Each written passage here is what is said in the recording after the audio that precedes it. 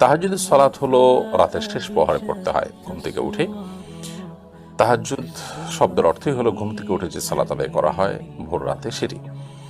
যদি কেউ সন্ধ্যা রাতে পড়েন বা না ঘুমিয়ে সারা জেগে থেকে রাতে পড়েন, তাহলে সেক্ষেত্রে সেটাও সালাত তাহাজ্জুদ হিসাবে বিবেচিত হবে। এশার পরে যাই পড়বেন তিনি নফল, সেটা তাহাজ্জুদ হিসাবে বিবেচিত হবে। এবং তাহাজ্জুদের নিয়ত তিনি এশার পর থেকে পড়তে পারেন, তবে এশা তাহাজ্জুদের আদর্শ সময় এবং সবচেয়ে ফজিলতপূর্ণ সময় হলো রাতের শেষ প্রহর।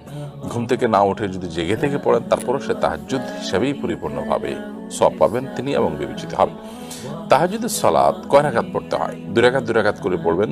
সর্বনিম্ন 2 রাকাত, সর্বোচ্চ আপনার যা খুশি আপনি পড়তে পারেন। সাধারণত নবী করিম সাল্লাল্লাহু আলাইহি ওয়াসাল্লাম 8 রাকাত পড়তেন।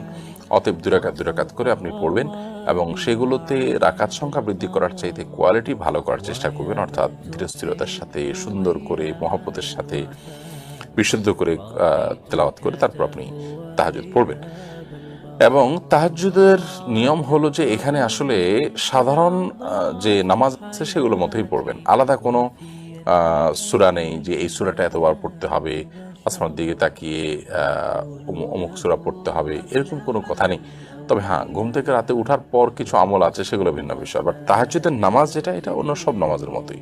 আল্লাহু আকবার বলে হাত বেঁধে আপনি সানা ইত্যাদি পড়ে সূরা ফাতিহার সাথে যে কোনো সূরা মেলাবেন, যে কোনো সূরা মেলাবেন, পরবর্তী রাকাতে একইভাবে আপনি পড়বেন। অর্থাৎ এক্ষেত্রে নির্দিষ্ট কোনো সূরা নেই এবং নির্দিষ্ট কোনো সংখ্যা নেই যে এই সংখ্যায় এই সূরা পাঠ করতে হবে, একেবারেই ওপেন। তবে হ্যাঁ, ধীরস্থিরতার সাথে সৌন্দর্যের সাথে যত লম্বা সময় নিয়ে পড়া যায় ততই ভালো। আমাদের আয়েশা রাদিয়াল্লাহু তাআলা আনহা নবী সাল্লাল্লাহু আলাইহি ওয়াসাল্লামের তাহাজ্জুদ সম্পর্কে বলেছেন, লা তাসআল আন হুসনিহিন্না ওয়া তুলিহিন্না। নবী সাল্লাল্লাহু আলাইহি ওয়াসাল্লামের তাহাজ্জুদের সৌন্দর্য, তার দৈর্ঘ্য এ সম্পর্কে আর বলো না। কি ছিল, কত সুন্দর ছিল, কত চমৎকার ছিল। দীর্ঘ সময় তিনি সিজদা করতেন এবং সালাত আদায় করতেন, সেটি আমাদের করা উচিত।